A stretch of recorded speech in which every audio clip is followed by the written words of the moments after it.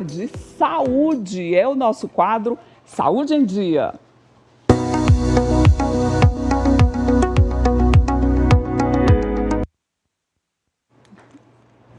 Olha, no nosso quadro Saúde em Dia, hoje nós vamos falar de um assunto super interessante, que é a tendinopatia. E para esclarecer todas as nossas dúvidas, nós convidamos o ortopedista e traumatologista, Dr. Aquiles Nogueira, que já está aqui nos nossos estúdios. Bom dia, doutor Aquiles. Bom dia, querida. Muito obrigada aí pela gentileza de atender o nosso convite. Claro, estou sempre à disposição. Principalmente num feriadinho desses, né, doutor? Ah, mas eu sou médico, então não tem feriado, eu trabalho, estou acostumado a trabalhar todo dia. Doutor Aquiles, está certo. Hoje, para mim, é um dia normal de trabalho. Pronto, olha aí. Eu fiquei curiosa, a gente conversava um pouco aqui nos bastidores com o doutor Aquiles, porque o mais comum, o mais eventual é a gente ouvir falar de tendinite, não é, doutor Aquiles? Mas a tendinopatia, o que é a tendinopatia? Vamos explicar aqui para os nossos telespectadores. A tendinopatia nada mais é do que uma doença do tendão. É o tendão que está doente. E a tendinite é um dos tipos de tendinopatia. É a inflamação do tendão, que pode ser causada tanto por uma sobrecarga, quanto por uma inflamação em geral do corpo, que você está tendo uma reação, como trauma, infecções, enfim. Isso é um tipo de tendinopatia, mas a tendinopatia em si nada mais é do que uma doença do tendão, né? Que é essa estrutura que liga o osso, um osso, ao músculo. Isso é o tendão. E o ligamento, que é uma coisa diferente, sim, apesar de ter uma estrutura muito parecida, liga osso a osso. O tendão não, ele está envolvido no mecanismo de movimento, porque ele é a ligação do osso ao músculo. Então, o tendão é o elo entre os músculos e os ossos. Geralmente, quando a gente tem uma tendinopatia, uma tendinite, é indicada a fisioterapia. Sim. A gente faz algumas sessões, para a dor, volta ao normal. A gente pode considerar que a partir dali está tudo ok, ou a gente só acalmou um pouquinho a tendinite, ela pode voltar a qualquer momento? Na verdade, assim, as tendinopatias, de forma geral, como todas as condições clínicas musculoesqueléticas, elas necessitam de uma intervenção multiprofissional. Sim. Não é só o médico, o ortopedista que cuida, o fisioterapeuta participa muito disso também, mas também a parte nutricional é importante, muitas condições endocrinológicas também estão envolvidas, que são as alterações hormonais que nós temos, então um clínico também participa do tratamento. Agora sim, com relação à tendinopatia, não é simplesmente eu estou com uma dor, eu tenho uma tendinite, eu vou no fisioterapeuta. Hoje em dia a gente já sabe que tem muitas coisas que precisam ser feitas e que estão envolvidas na doença em si. Sim. Então a gente precisa saber o que é que está causando aquele problema no tendão e tratar a causa, digamos assim. Pode ser uma sequela de uma outra doença? Pode sim, pode ser uma sequela, pode ser um processo inflamatório degenerativo que está se instalando cronicamente. Então tudo isso a gente tem que procurar descobrir o que está causando para poder resolver o problema.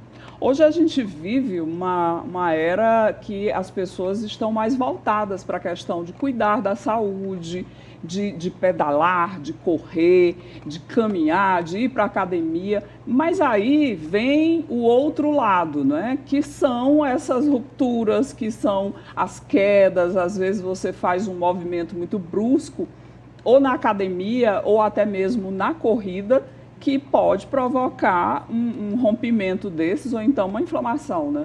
Isso é verdade. Graças a Deus, as pessoas estão cada vez mais conscientes da importância da atividade física. O corpo humano ele não foi criado para ficar parado, a gente tem que estar sempre se movendo. E a atividade física é algo, se você quiser ter mais longevidade, mais qualidade de vida, você precisa praticar atividade esportiva.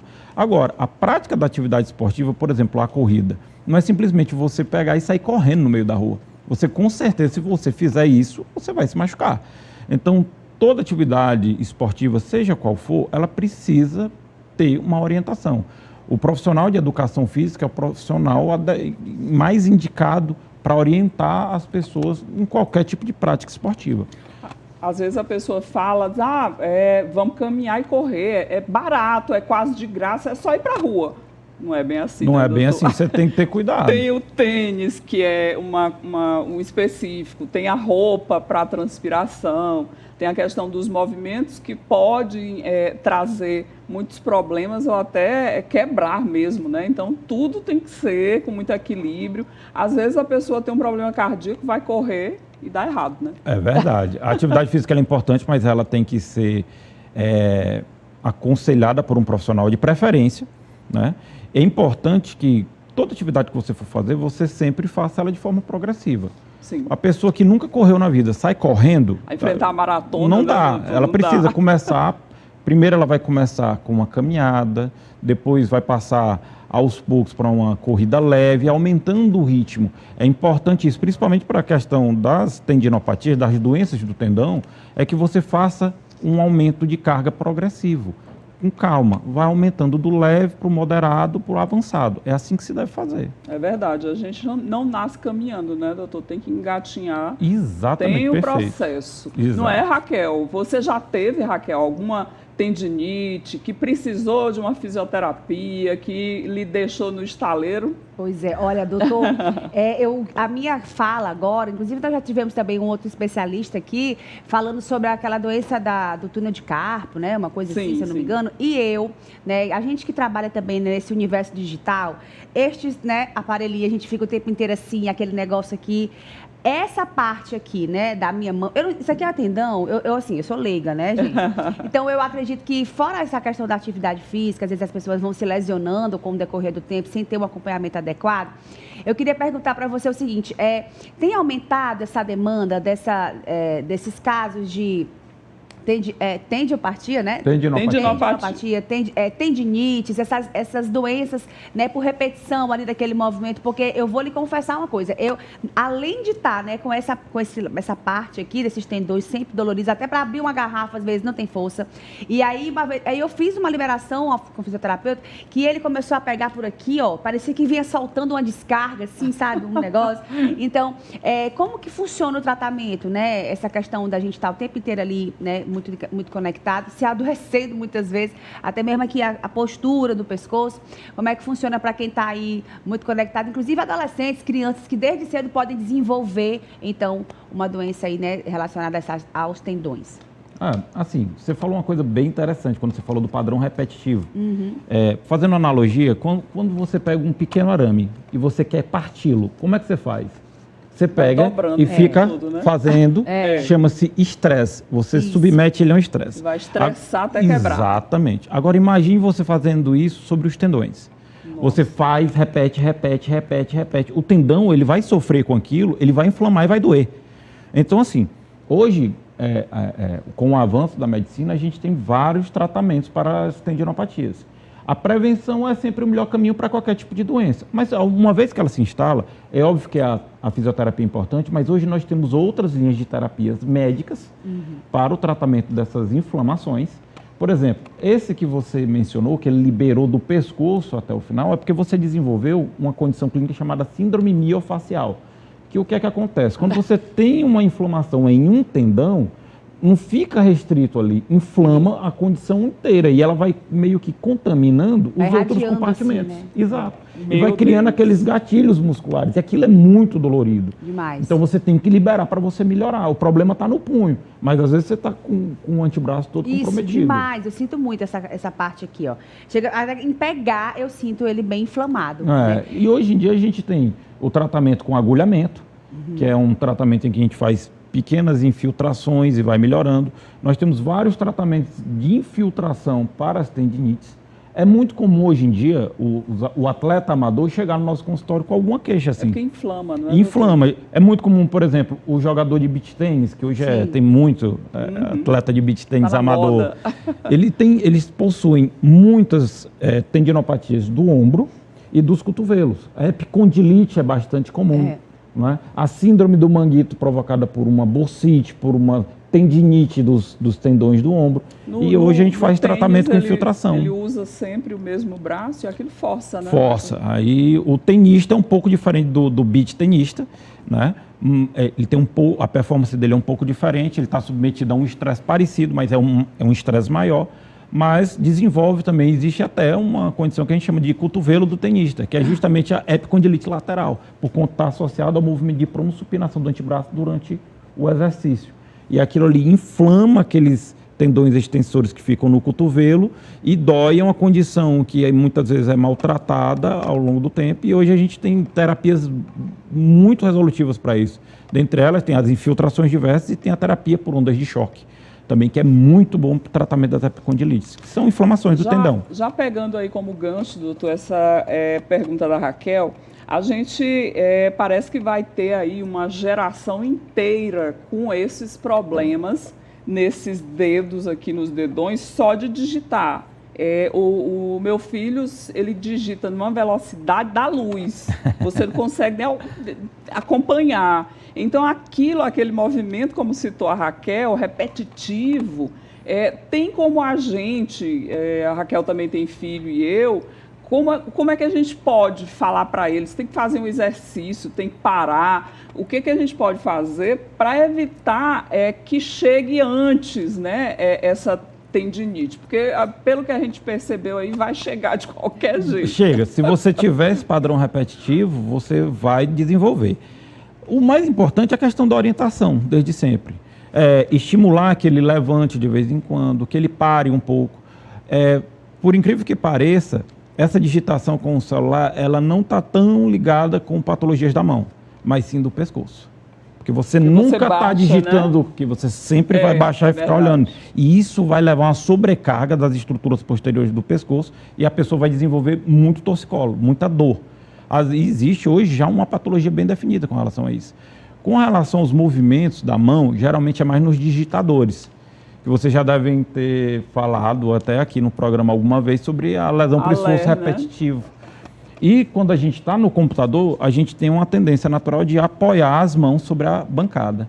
Então, quando você fica muito tempo apoiado, você vai pressionar a estrutura, você não percebe, mas aquela estrutura está sofrendo. E aí, quando você tira a região da mão ou então do punho, está bem dolorido. O importante é que você não fique muito tempo com as mãos paradas. Levanta, mexe, abre e fecha os dedos, caminha um pouco para não sobrecarregar a coluna. O importante é que você tenha o cuidado de sempre estar adotando uma postura mais saudável. Olha aí, Raquel, vamos fazer uma tabela para os meninos. Só cada 1 hora dá uma volta na casa, faz um aquecimento, alguma coisa assim para relaxar a musculatura. Então vamos ter que fazer um lanche a cada 1 hora para estimular, né? Agora, porque olha, é difícil, viu, doutor? É verdade, doutor. E existe algum caso em que, se não tratado, se a pessoa, né, fica naquela e tal, chega ao máximo, que, por exemplo, de fazer uma cirurgia, né, que já vai ser aí de entrar com... que para mim é o máximo, né? A pessoa não cuidou ali, foi deixando, protelando, que não tem mais esse tratamento. Realmente é um caso de ser mais incisivo com a cirurgia? Isso acontece.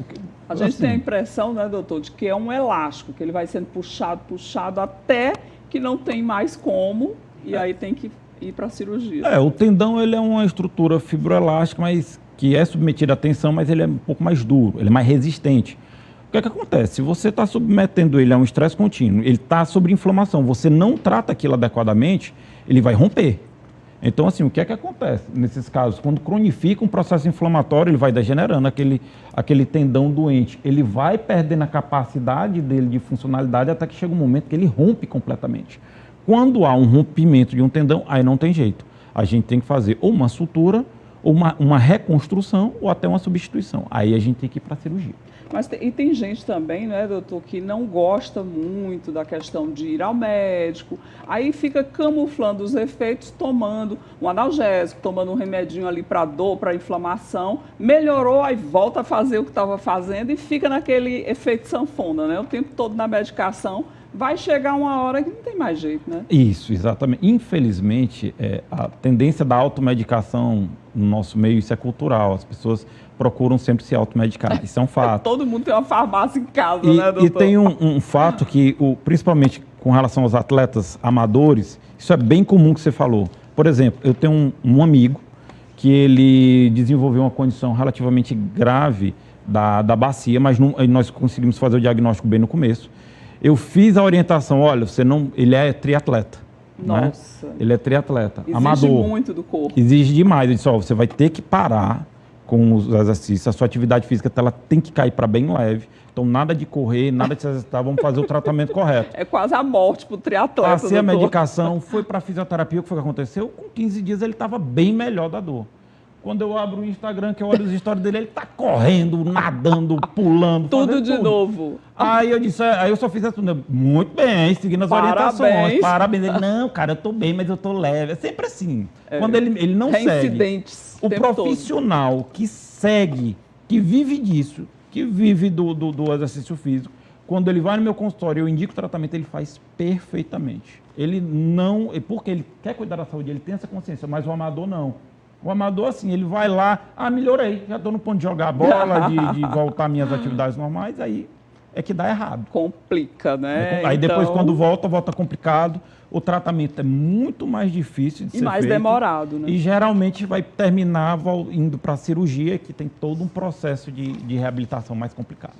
É uma situação realmente muito dramática, porque a gente precisa, né, do nosso corpo e, de preferência, sem dor, com todas as articulações funcionando direitinho, para a gente trabalhar, para o lazer, para ficar em família, né? Quem não quer, né, doutor? Com certeza. Muito obrigada pela sua participação aqui no programa, doutor. Muito esclarecedora a sua entrevista. Aquele pessoal teimoso que está assistindo a gente, minha gente, pelo amor de Deus, vamos cuidar mais, vamos pegar mais leve, né, doutor? Porque dá para ter um equilíbrio.